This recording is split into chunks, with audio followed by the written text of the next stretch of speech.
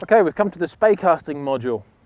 Let's say about spey casting. Spey casting, I think, is an essential element of your casting, especially if you're river fishing, but it's also useful for fishing lakes or even the sea. It's basically a spey cast is a change of direction, dynamic roll cast. It's no more complicated than that.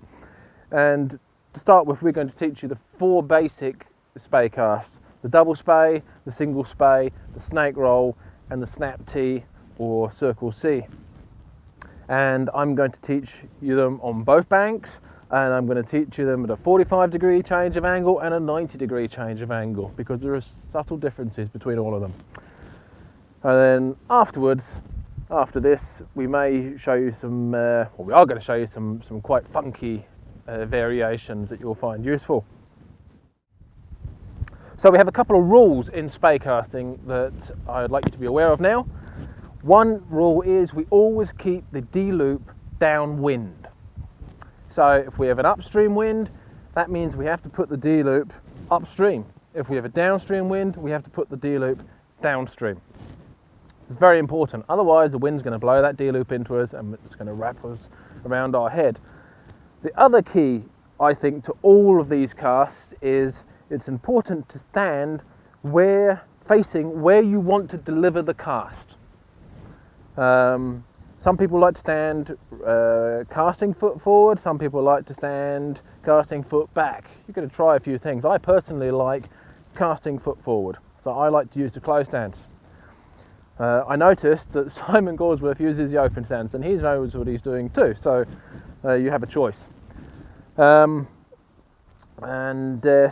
what is very important is you face your target where you plan to end up. Otherwise, you're going to end up in a situation where if you're facing where you pick the line up, you're ending up in a very awkward position to make the final roll cast delivery. So you must look where you want to go.